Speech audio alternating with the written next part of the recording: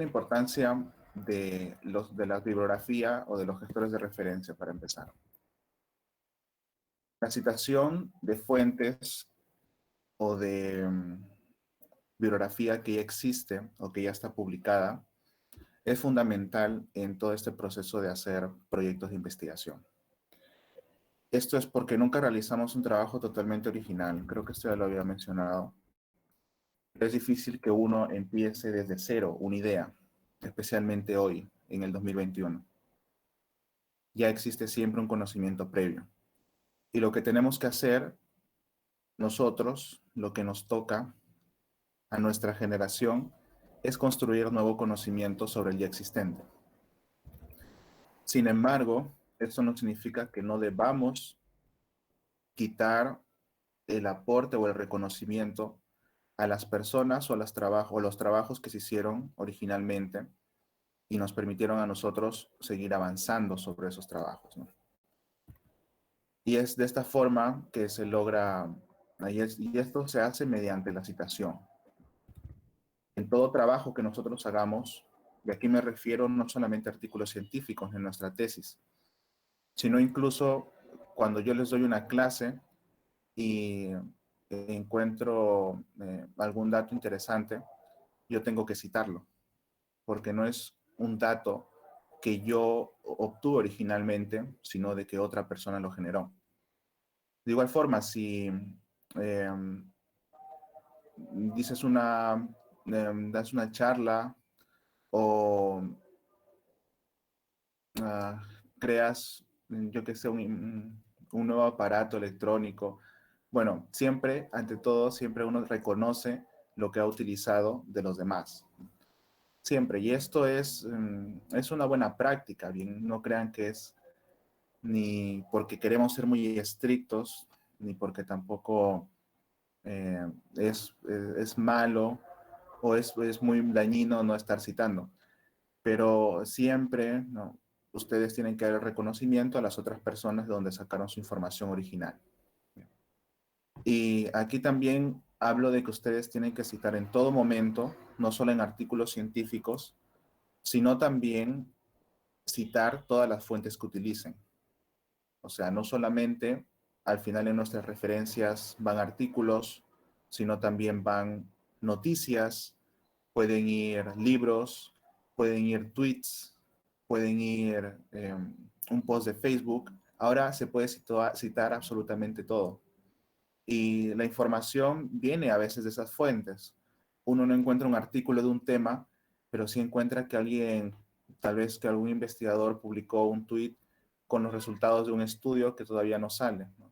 Entonces, uno puede citar ese tweet, sí puede citar ese tweet, ¿no? Y es correcto citarlo para tener un sustento, ¿no? Ahora, además de reconocer la contribución de los otros autores, eso también nos ayuda a que nosotros fundamentemos nuestras ideas. Porque si decimos algo que puede tener implicancias en lo que es medicina, por ejemplo, la gente nos va a preguntar, ¿y de dónde has sacado eso? Y tú tienes que citar tu fuente.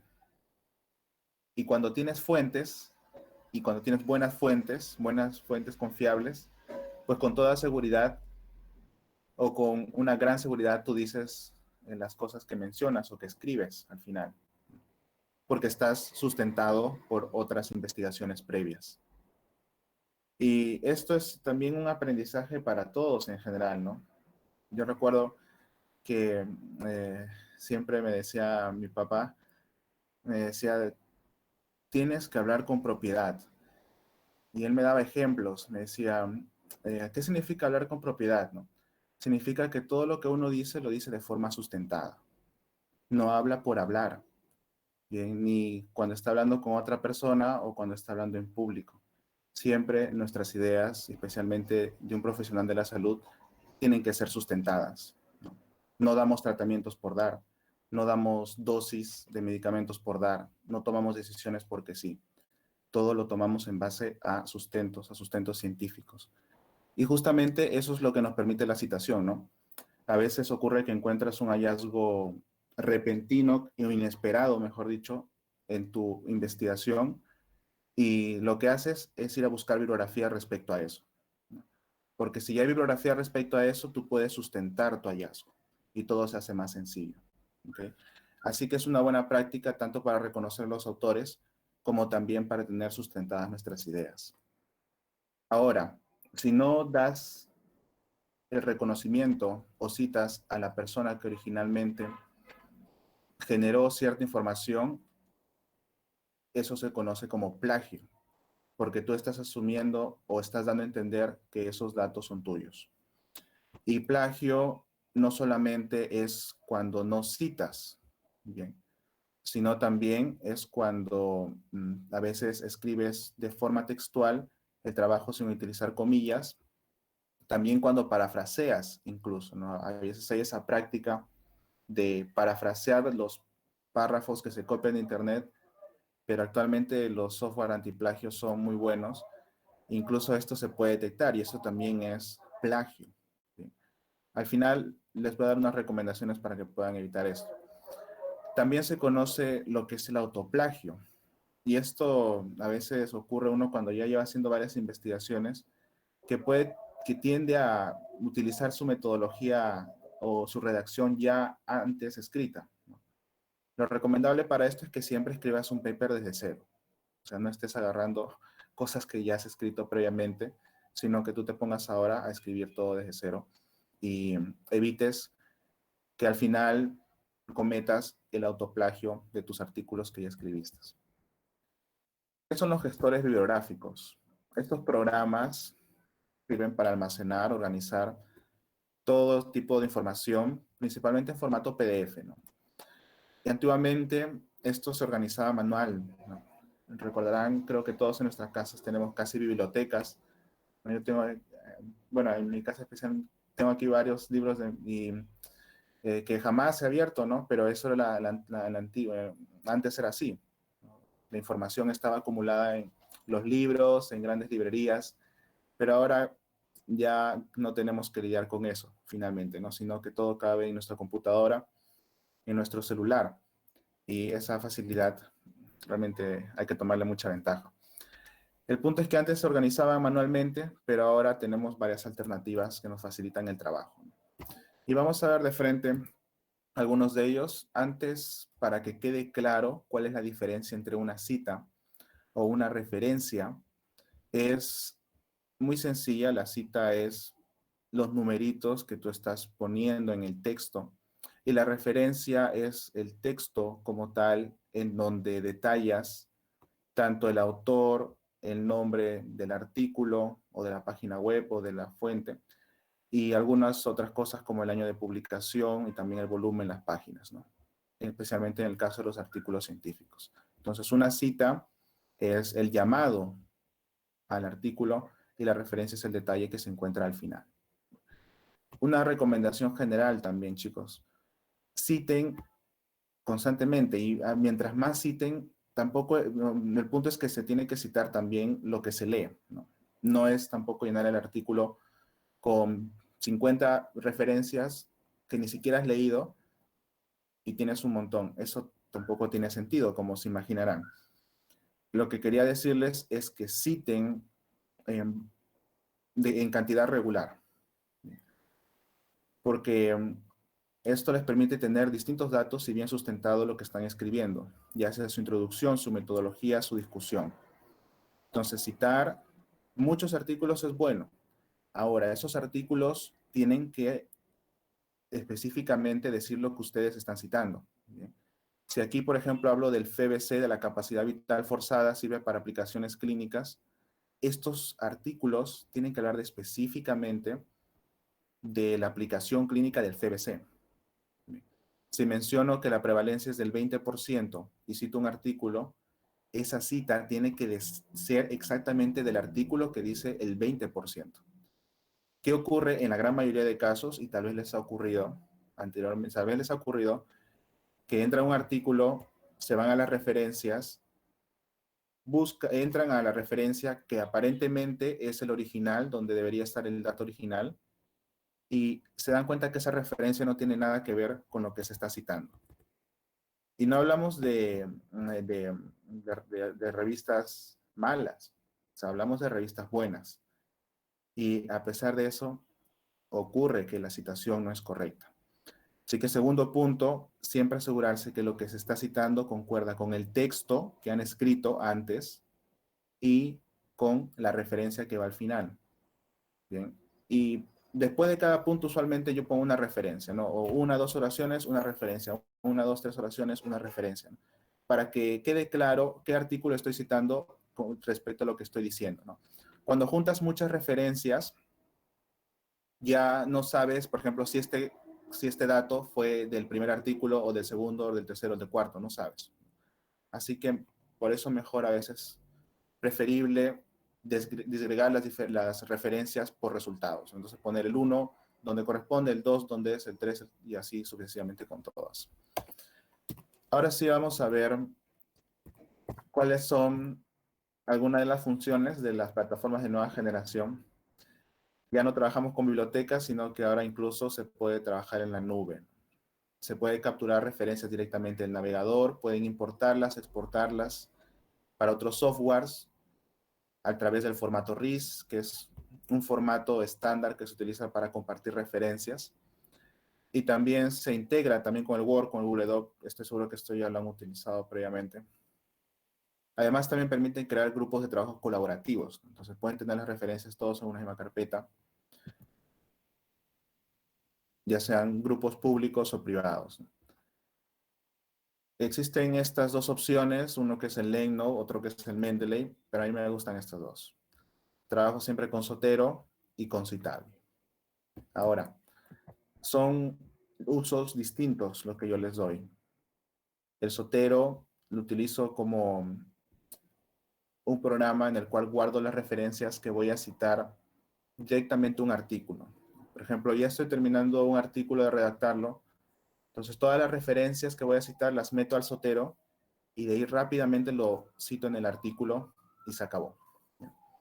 ¿Por qué razón? Porque el Zotero da un formato en el Word que se queda guardado. Entonces tú, por más que lo compartas, otra persona lo puede editar y tal, y las referencias no se rompen. Bien. Incluso si la otra persona tiene Zotero, lo puede editar también y se mantiene. Por lo tanto, el Zotero es útil cuando uno quiere ya finalizar un artículo científico, quiere ponerle todas sus referencias. Además, que también funciona con el Google Docs. Entonces, si tienes tu artículo en un Word Drive, ¿no? Donde están trabajando todos los autores o los tesistas con los asesores, pues también puedes tus mismas referencias del Zotero tenerlas ahí y eso no se va a desconfigurar. Y cualquier otra persona que tenga Zotero también puede editarlo. Por lo tanto, para trabajo colaborativo y lo que es artículos de investigación casi finales, Zotero es una buena alternativa. Ahora, Citavi utilizo principalmente para guardar bibliografía en general que me interesa, ¿no? Por ejemplo, la tesis de la maestría, que es un tema que tiene que ver con la capacidad broncodilatadora de los pulmones. Ahí tengo una carpeta del Citavi que se llama tesis maestría, donde tengo como 100 artículos ahí de distintas cosas, ¿no? De metodología, fisiología, evidencia previa, metodología. Entonces es toda una evidencia grande que no la estoy citando ni la estoy compartiendo, sino que al contrario, yo la voy almacenando y la voy revisando. Además que el Citavi, ahora les mostraré, bueno, igual que el Zotero, puedes hacer anotaciones, resaltar, y funciona súper bien para este propósito. Entonces, cualquier proyecto grande o libros o artículos de, que no tenga que citar rápidamente, todo va al Citavi, ¿no? El Citavi es como mi biblioteca general, ¿no? Donde ahí tengo todo guardado, todo lo importante, todas las grandes cosas que no quiero perder. El Zotero, sí, nuevamente repito, es para simplemente citar artículos y, en un trabajo y poder compartirlo tal vez de esa forma más sencilla. Muy bien, vamos a mostrarles rápidamente el Citavi para que puedan ver cómo es que lo tengo organizado.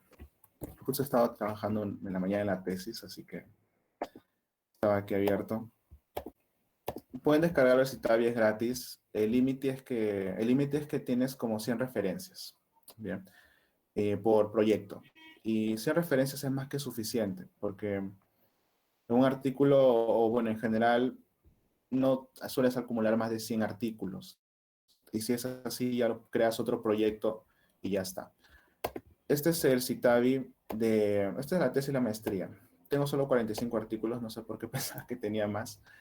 Y aquí ven que el Citavi me permite organizar las referencias. Por un lado, aquí está en distintos apartados, incluso dividido en lo que después voy a redactar directamente la discusión. Aquí pueden ver que salen también todos los artículos que tengo en cada apartado. Si pongo aquí en todos, estos son todos los 45 artículos.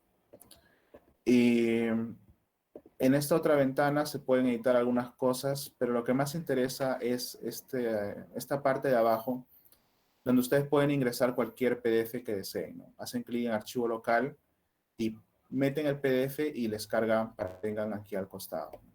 Entonces, esto me permite a mí revisar los artículos, leerlos y subrayar, hacer anotaciones. Y en general todo queda bastante bien organizado acá, ¿no? Otra ventaja también es que dependiendo de las anotaciones que hagas, quedan guardadas en la ventana de conocimiento. Entonces, yo aquí no tengo ninguna, pero tengo estas dos que son anotaciones de partes importantes de algunos artículos que he encontrado. Entonces también es de gran utilidad. Antes lo utilizaba más. Y de esta forma pueden tener toda su bibliografía bien organizada. Ahora con Zotero vamos a proyectar también.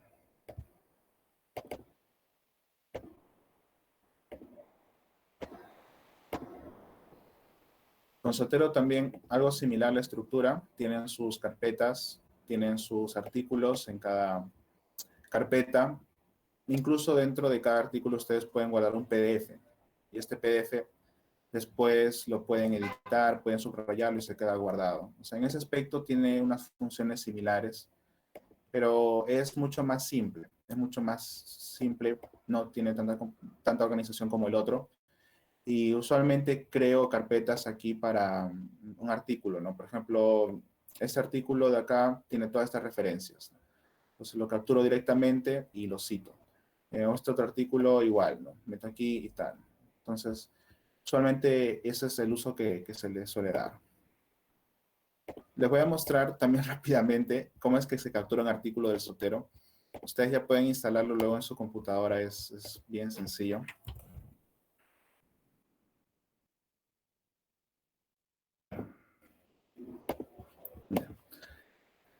Una vez que ustedes instalan el Zotero, en su misma computadora les aparece este icono. Este icono aquí en sus extensiones. Y usualmente cuando estoy en un artículo, como en este caso que estoy en un artículo de la revista JAMA, va a aparecer como si fuera un papel blanco, ¿bien? Como si fuera un paper. ¿Okay? Y para guardarlo, solamente hacemos clic en guardar en Zotero, carga un momento, incluso pueden ver que como el PDF es de acceso abierto, también se carga automáticamente, eso se descarga. Y después cuando vienen a su Zotero, entran a toda la referencia y también al PDF, ¿no? Aquí lo tengo.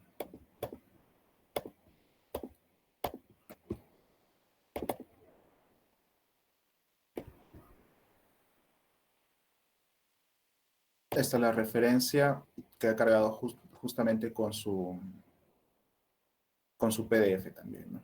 Si ustedes hacen doble clic, se abre para que lo puedan editar y guardar. Muy bien, chicos. Vamos a ver ahora la siguiente parte, entonces, que tiene que ver con recolección de datos.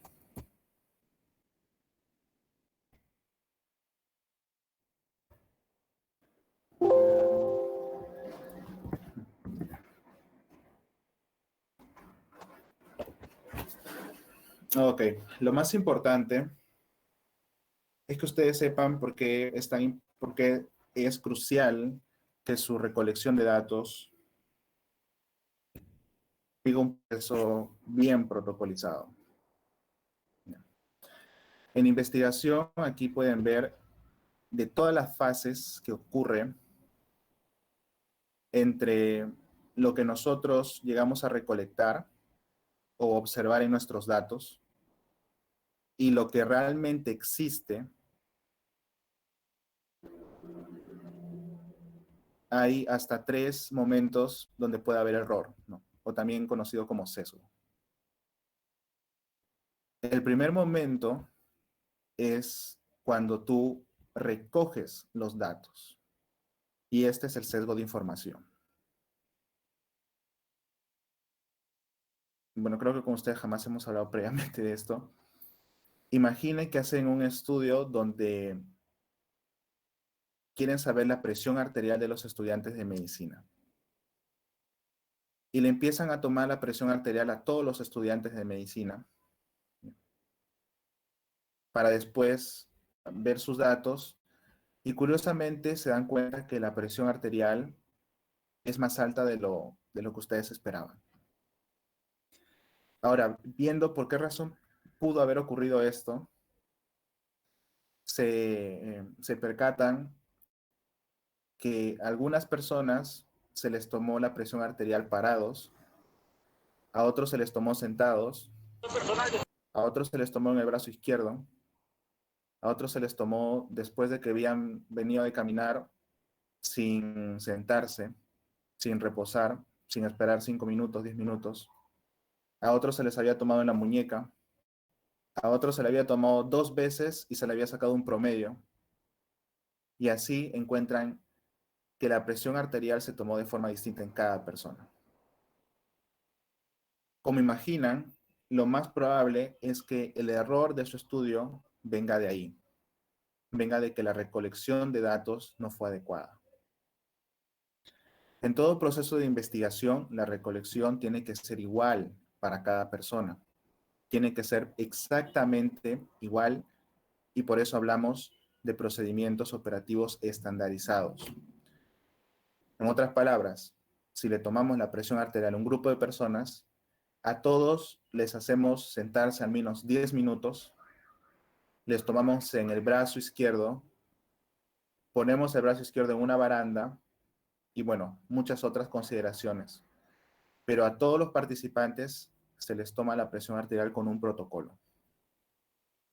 Ahora, con una encuesta ocurre igual.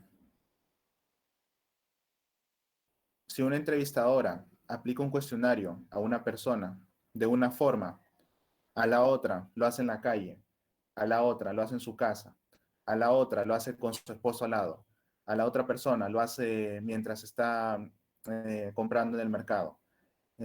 A la otra persona no se lo hace, sino que se le entrega para que ella lo llene solo.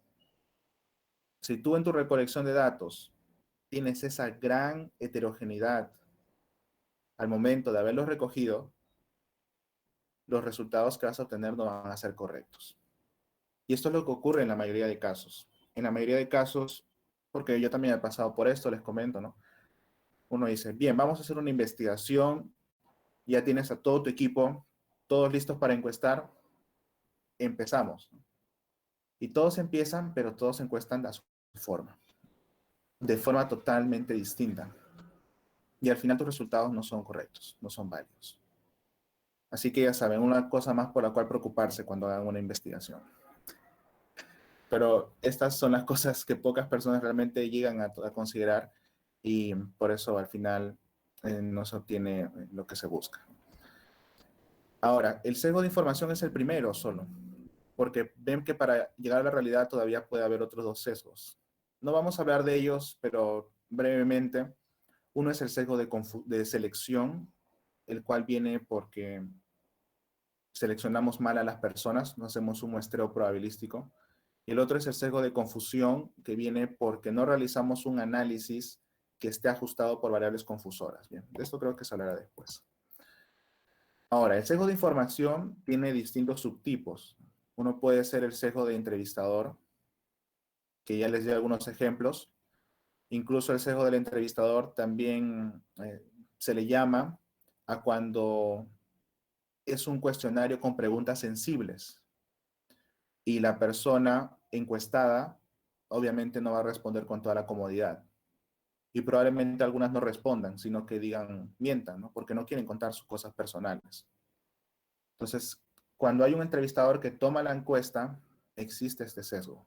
Existe la probabilidad de que el encuestado diga, no, yo no le voy a contar a esta persona nada de la verdad. Y es la realidad, chicos, no hay nada que hacer. Así es la realidad y es con lo que hay que lidiar en investigación. Ahora, el sesgo de observador es un sesgo en donde tiene más que ver con el propio investigador. Por ejemplo,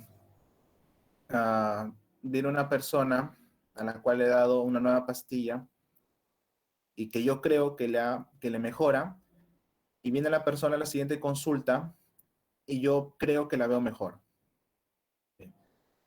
Si tienes solamente una impresión subjetiva, eso no te sirve en investigación. No puedes decir, me parece que está bien, me parece que está mal, me parece que su presión arterial está bien, me parece que tiene depresión, me parece que tiene diabetes, me parece que hay sobrepeso". No se puede decir eso. Nuevamente, cuando hago un trabajo de investigación, y esto es en medicina, o sea, es en medicina también, porque los exámenes de laboratorio son de esta forma, ¿no? Son exámenes objetivos. O sea, te dan valores que te permiten decir quién está bien, quién está mal. Entonces, en investigación también trabajamos así. Si hablamos de depresión, ¿qué es depresión para ti? Si hablamos de hipertensión, ¿cómo defines hipertensión? Y así con todo lo demás. El sesgo de atención, no me recuerdo ahora mismo cuál no lo recuerdo ahora mismo. Creo que no tiene mayor importancia, los dos importantes son estos sobre todos. Ahora, el protocolo que ustedes hagan de tesis tiene que guiar esta recolección de datos de forma rígida y protocolizada. El problema del protocolo es que la gran mayoría de estudiantes se dedica a escribir 10 páginas de un floro increíble que no entiendo para qué, porque no lo lee absolutamente nadie, y al final, en su metodología, no dejan para nada claro qué es lo que van a hacer. Esto deberíamos invertirlo, chicos. ¿Bien? La introducción, la justificación es máximo 2 páginas. 2 páginas, 3 páginas, bien justificadas, ¿no? Sí, con interlineado simple, por supuesto. Pero la metodología en un protocolo es lo más importante. ¿Cómo lo vas a hacer? ¿Cómo vas a entrevistar? ¿Cómo vas a aplicar tus instrumentos? ¿Cómo vas a recolectar tus datos? ¿Cuál es el paso que vas a dar uno tras otro hasta llegar a tu objetivo? Ese es un verdadero protocolo. El protocolo no te cuenta la historia de la diabetes o la tuberculosis o el estrés o la depresión. Un protocolo te cuenta qué es lo que vas a hacer. Hay muchas cosas que hablar de ese tema. Vamos a hablar lo que es planificación de recolección y esto va ligado al protocolo. Vamos a ver, vamos de frente a esto que es lo más importante. ¿Qué es el POE? Bien. ¿Qué es un POE? Un POE, que en inglés significa SOP, bien, y así se les llama en inglés, SOP. Un POE es un procedimiento operativo estandarizado. Procedimiento operativo estandarizado. Procedimiento operativo estandarizado. Y en este procedimiento es un Word, es un documento, es un Excel, en donde dice cada paso que tienen que seguir para recolectar un dato. Cada paso. De forma simplificada, de forma ordenada, y si es necesario, utilizando otros recursos como imágenes, gráficos, videos, que dejen claro qué es lo que se tiene que hacer.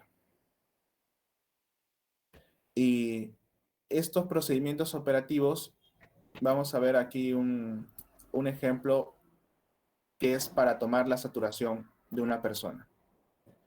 Este sería un POI, y un procedimiento operativo estándar que se utiliza en un proyecto de investigación. Y este es un ejemplo sencillo, pero tampoco tienen que ser de una complejidad extrema, porque un POE, recuerden que es para las personas que van a recolectar los datos, es para el personal operativo, es para el personal de campo. Así que tienen que ser instrucciones claras, ordenadas, que puedan seguir sin, sin posibilidad de desviación. Este es un POE para medir la saturación de oxígeno. Hay un propósito que explica por qué es importante o qué es lo que tiene este POE.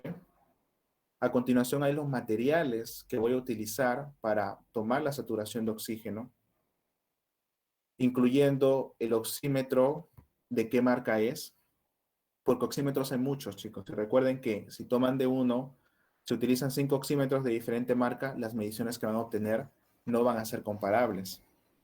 Así que lo ideal es utilizar una misma marca, ¿no? Si es un tensiómetro, una misma marca de tensiómetro para todos. Si es un pulsoxímetro, mismo pulsoxímetro para todos. Si es una balanza, la misma balanza para todos. El tallímetro igual. Entonces, estas cosas, estos detalles, bueno, ya se ven más adelante cuando esos proyectos más grandes, pero igual siempre son las cosas que al final determinan una buena investigación, ¿no? Entonces, es importante saber hasta qué marca de materiales o instrumentos estás trabajando. ¿Qué otro material necesitaríamos? La ficha de recolección de datos, por supuesto, ¿no?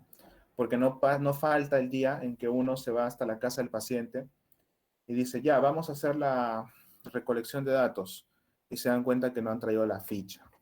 ¿Bien? Por eso existen unos checklists también, les cuento, ¿no? Existen unos checklists que se preparan, que se les da a todo el personal operativo y ellos rellenan antes de salir a campo, ¿no? Antes de salir a campo dicen, tenemos el espirómetro, lo tenemos. Tenemos las pilas del saturómetro, tenemos. La laptop está cargada, ¿no? Entonces, todas las cosas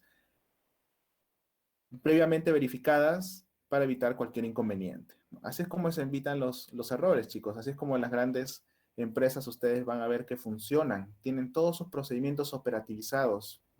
Todas las personas saben qué hacer en qué momento y esto es lo que les lleva a que sean cada vez más productivas y mejores, ¿no? Aquí en Perú, si ustedes vean cómo funciona el ministerio, no, estoy equivocando, no digo el ministerio, digo cómo funciona el Estado en general, o se van a dar cuenta de que la desorganización es grande, o sea, que falta mucha estructurización de los procedimientos internos y es por eso que las cosas están como están, ¿no? Así que para su desarrollo personal, profesional y para todas las empresas que vayan a fundar, ya saben, ¿no?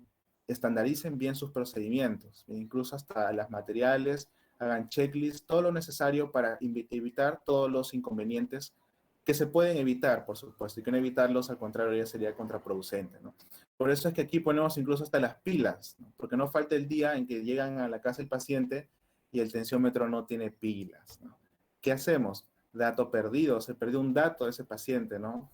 Y eso es lo que menos queremos. Así también, después de esto, ya viene el procedimiento, hablando de paso por paso, cómo tenemos que tomar la saturación.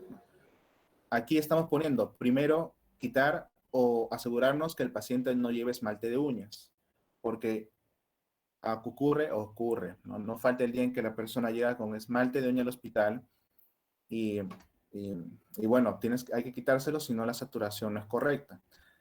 ¿Qué otro procedimiento? Colocar el pulsoxímetro en el dedo anular de la mano izquierda también, ¿no? Estamos diciendo en qué dedo, de qué mano exactamente, porque esto nos da, chicos, piensen más precisión, nos da mucha más precisión exactamente en qué dedo, en qué mano, hace que todas las personas sean prácticamente iguales la medición, ¿no? Entonces, más rigurosidad y más finura en nuestra investigación. También esperar que aparezcan los números en pantalla del oxímetro, porque saben que cuando colocan el oxímetro al principio se queda cargando como un momento, ¿no? Entonces, el procedimiento dice que tenemos que esperar que estos números y después contamos 10 segundos y después que cuentas 10 segundos, ese valor es el que anotas. ¿Ok? Con esto no hay duda de la posibilidad de error es mínima en la recolección de datos. ¿Ok? Y puedes estar tranquilo que tú estás también siendo relevante. Ahora, si tú le dices a tu personal de campo, nos vemos dentro de 3 meses, ya me traen los datos luego, qué peligro, ¿no? Sin que tengan todo esto.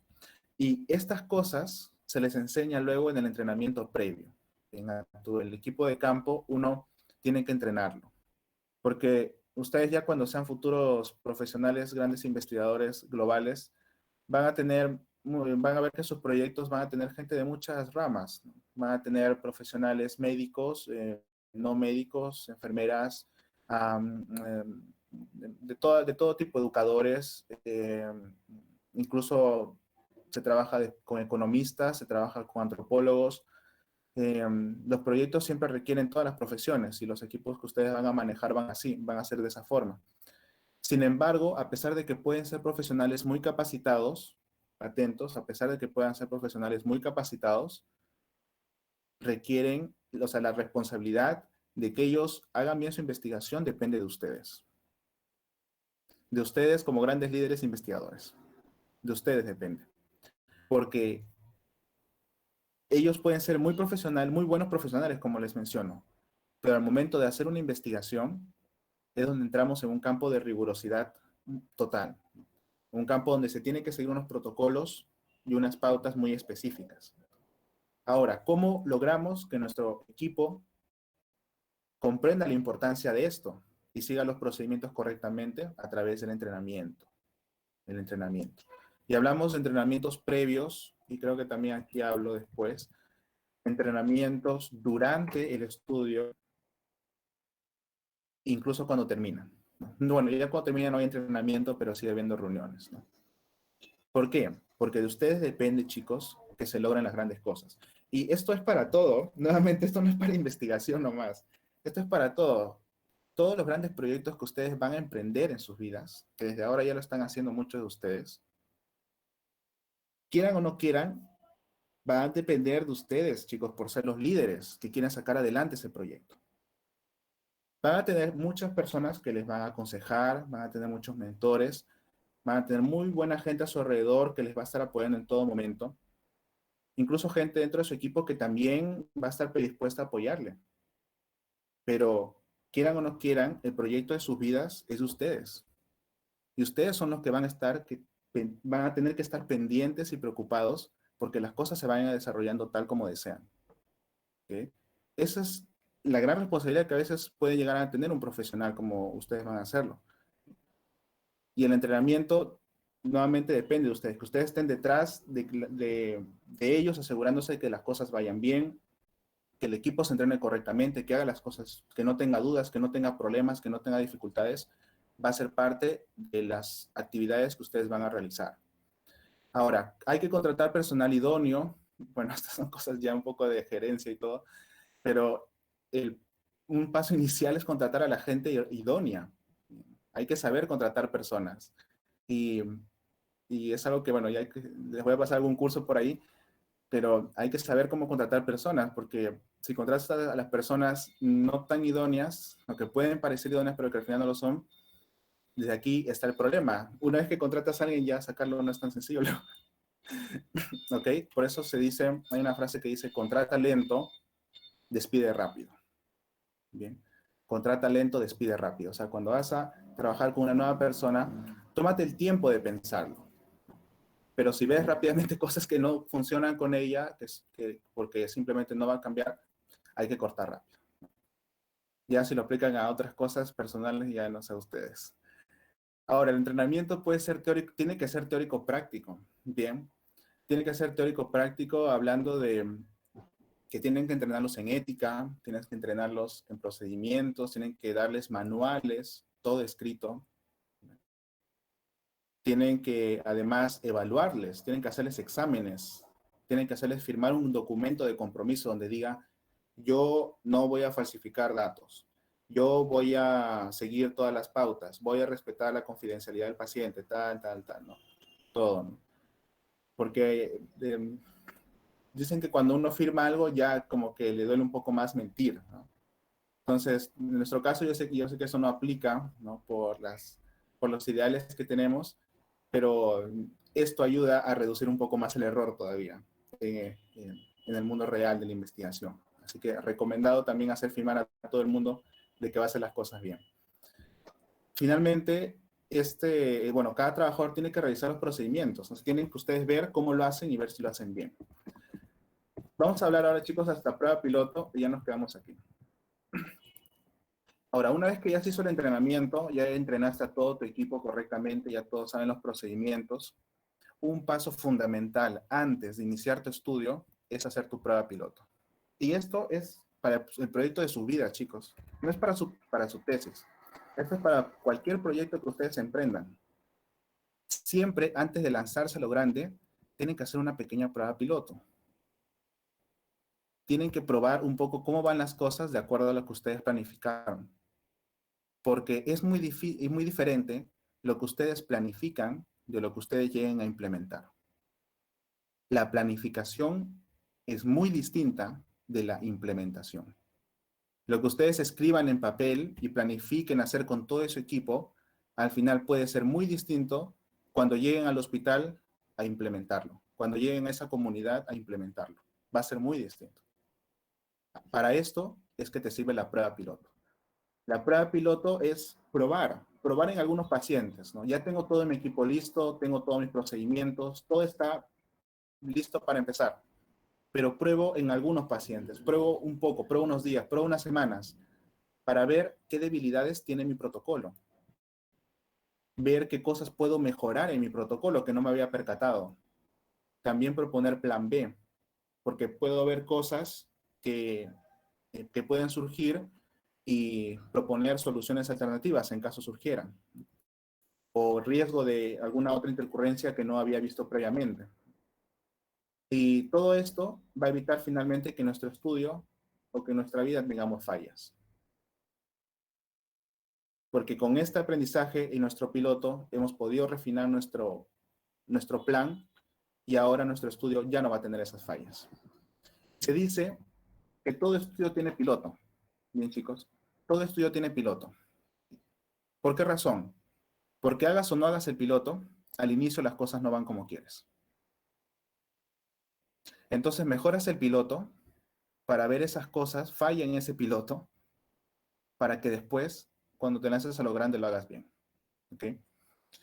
Y en un estudio de investigación es así. Si tú no haces el piloto, tus primeros pacientes van a hacer tu piloto porque no te va a salir tan bien. Una vez cuando llegas a la realidad es distinta.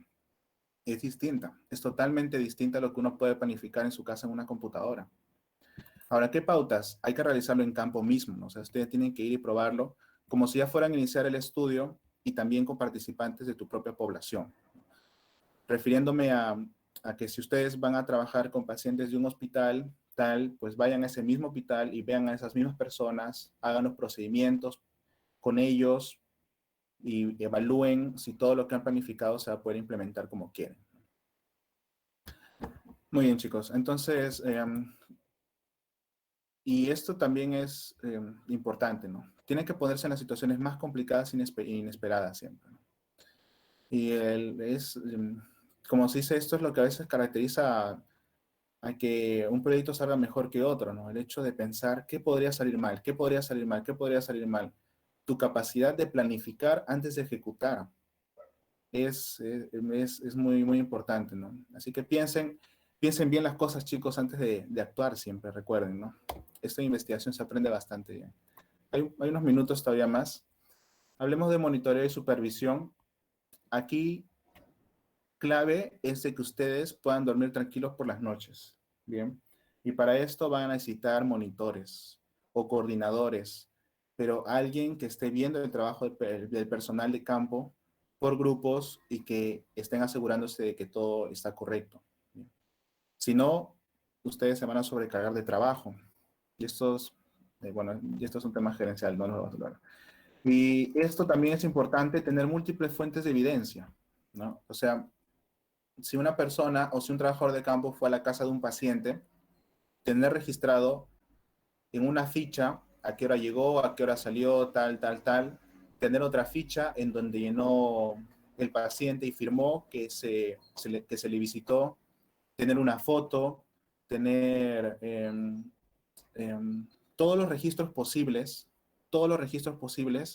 que lo que ustedes han recogido existió o ocurrió. Bien, y bueno, aquí vienen las fotos sobre todo, ¿no? Las fotos ayudan bastante, así que tomen fotos siempre a todo lo que puedan para tener evidencia de lo que estén haciendo, ¿no? Ahora, siempre tiene que haber reuniones periódicas también con el personal de campo. No es que les damos el entrenamiento y ya nos vemos hasta el final del protocolo o hasta el final del proyecto, ¿no? Nos vemos de aquí hasta un año. Hasta luego. Para nada, chicos. Ustedes van a tener que estar detrás, viendo que el personal de campo haga correctamente las cosas. Tienen que reunirse con ellos semanalmente, establecer un cronograma de reuniones. Y esto es algo que va desde el inicio. O sea, desde que uno contrata a una persona, uno le tiene que decir, tú vas a entregar reportes tales semanas o tales días y vamos a tener reuniones tales días en los cuales se va a conversar tal tema, ¿no? Y eso es parte de un trabajo efectivo. Eso es parte de la organización de un equipo efectivo. ¿Bien? Pero usualmente a veces se deja de lado, ¿no? Se deja, bueno, ya que haga como pueda, ¿no? Pero no ocurre a veces lo correcto. Entonces tengan reuniones periódicas siempre con sus equipos y realicen evaluaciones, ¿no? Cójanlos de sorpresa. Díganles, a ver, ¿cómo se toma la presión arterial? ¿Cómo haces tal cosa? ¿Cómo has estado haciendo tal cosa? Examen para todo sorpresa, para asegurarnos que realmente están haciendo las cosas bien. Nuevamente, es su responsabilidad de ustedes como investigadores. Tienen que reforzar procedimientos también y, por supuesto, escuchar sus experiencias, las situaciones que pueden estar ocurriendo, porque el personal de campo también pasa muchas cosas, ¿no? A veces, como ellos son los que están con los pacientes, más incluso que los investigadores mismos, saben o se percatan de cosas que el investigador no. Así que estas reuniones también sirven para que ellos nos cuenten qué cosas podríamos mejorar o qué cosas podríamos cambiar o qué cosas tomar en cuenta para ahora en adelante. Finalmente, también brindar retroalimentación e informar los cambios que puede haber en el protocolo. Si algo cambió en el protocolo, ustedes tienen que informar a todos. No esperen que ellos solitos digan, ah, bueno, ya cambió, lo voy a hacer así. Nuevamente, la responsabilidad es de ustedes. Y finalmente, también hay que planificar controles de calidad, ¿no? Hay que planificar controles de calidad de los equipos, de los procedimientos, de las balanzas, de, de todo lo que se pueda tener calidad en los estudios, ¿no? Muy bien, chicos. Vamos a parar aquí un poco la clase y vamos a continuar ya de aquí cuando nos continúe, que creo que es dentro de 2 semanas, ¿no? Lo siguiente. No sé si tienen alguna pregunta. Sí, doctor. Buenas. Hola, Bruno. Bueno, mi pregunta es sobre un caso específico. Yo quisiera saber si un artículo de revisión es necesario que exista una hipótesis y un área para redactar la metodología, o no es, porque normalmente no hay. Y otra pregunta, ¿hay variables en los artículos de revisión? ¿Puedes repetir la primera pregunta, por favor? Ya, la primera pregunta es, ¿existen hipótesis y variables en un artículo de revisión? La segunda pregunta ¿es necesario escribir una metodología de cómo es la metodología de este trabajo? Bien, buena pregunta. ¿Es una revisión sistemática? Bueno, aunque no sea sistemática, la respuesta es la misma, pero ¿es sistemática lo que quieres hacer? Sí. Bueno, con más razón, entonces, sí, por supuesto que sí. Una revisión sistemática tiene su pico, tal cual. O sea, tiene su pico completa y tú haces la búsqueda para ese propósito. Eso, y por ejemplo, independiente, porque si es un artículo de revisión, por ejemplo, que abarca varios, por ejemplo, ¿cómo puedo decir? Objetivos distintos, tendría que tener varias hipótesis distintas, entonces. Sí, pero no es nada recomendable.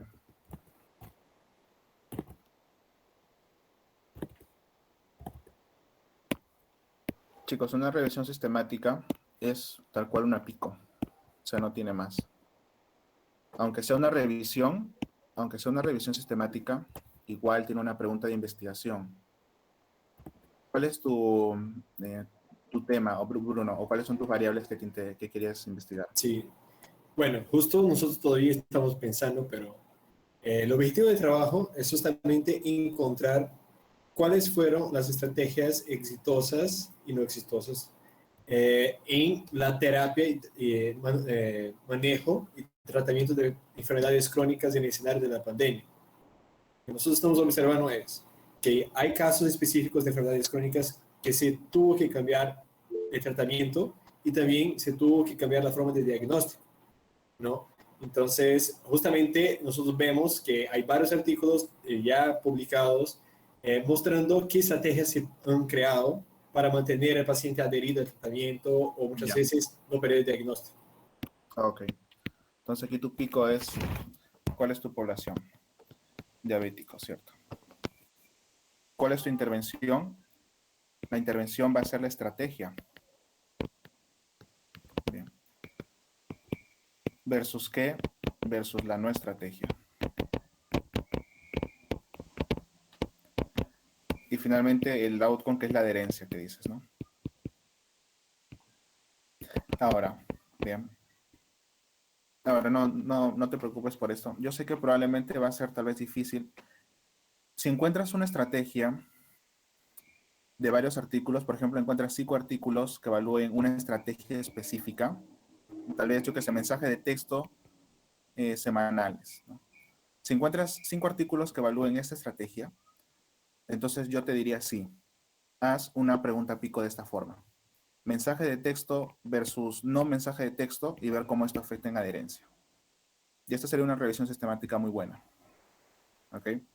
Ahora, si me dices, he encontrado un artículo que evalúa mensaje de texto, evalúo otro artículo que es llamadas telefónicas, otro artículo que es aplicación para el celular, y no tienes realmente una misma estrategia, ahí mi recomendación sería haz, haz simplemente como una PIO, ¿no? O sea, solamente describe las estrategias que hay para la adherencia, ¿no? Pero ya no compares. O sea, ya no sería una descriptiva, ya no sería una analítica, sino sería una pregunta descriptiva, donde solamente describes las estrategias para la adherencia. Sí se puede Ok. hacer. Sí, ¿no? Y justamente si nosotros queremos describir más de una enfermedad, porque estamos, en verdad, la cosa no es diabetes, ¿no? Enfermedades crónicas, ¿no? Ahí, claro, ¿no? Hay cardiovasculares, endocrinas, Sí. porque es muy difícil encontrar solamente de una diabetes, eso todavía no se encuentra, hemos buscado bastante, pero es más fácil encontrar de varias enfermedades crónicas que una específica. Entiendo. Tal vez busquen cuáles los artículos más frecuentes que haya de, o sea, de qué enfermedad hay más artículos. Tal vez si encuentran de hipertensos más, háganlo de hipertensos, ¿no? ¿Por qué les digo esto? Porque ya distintas enfermedades amplía bastante el panorama, bastante, ¿no? Ok, O tal vez pueden juntar diabetes e hipertensión, también podría ser. perfecto. Pero diabetes, hipertensión y cáncer, que también es no crónica, ya no tendría mucho sentido, ¿no? O asma, que también es crónica, no tendría mucho sentido. Entonces, eso es un trabajo interesante. Muy bien. Ok, muchas gracias. De nada, Bruno. ¿Alguna otra pregunta, chicos?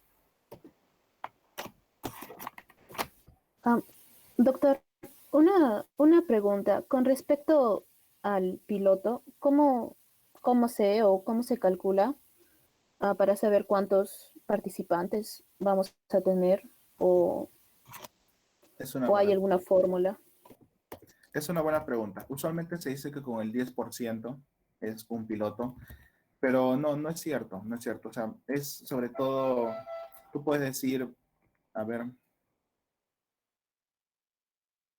tiene que ser una cantidad que tú consideres suficiente para que todo ya esté, o sea, hayas probado todos los procedimientos y no tengas duda de ellos, ¿no?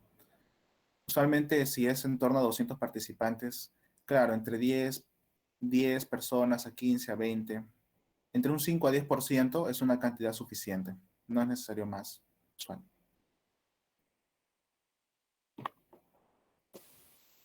Y tienen que tener alguna característica, o sea, supongamos que evaluamos de, no sé, de primero a sexto año. O sea, se hace como se calcula la muestra porque pueden hacer aleatorio por estratos o en este caso solo se coge nomás, no sé. Es otra buena pregunta. Eso depende de el interés que tú tengas. Si tú quieres saber, por ejemplo, si tu cuestionario funciona bien en todos los estudiantes de medicina de primero a sexto año, entonces lo que harás es probablemente probar en un grupo de personas en 2, 3 de primero, en 2, 3 de segundo y así sucesivamente. Porque lo que te interesa es saber si todos comprenden bien tu encuesta. Ahora, si tu instrumento es solamente para estudiantes de años preclínicos o para internos o para estudiantes de ciencias básicas, entonces te centras en esa población. Muchas gracias. Bien, de nada, Diana. Muy bien, chicos. Si no hay más preguntas, vamos a terminar aquí. Ya nos estamos viendo dentro de un par de semanas nuevamente. Cuídense mucho. Que tengan buena tarde. Gracias. Gracias. Gracias. Gracias.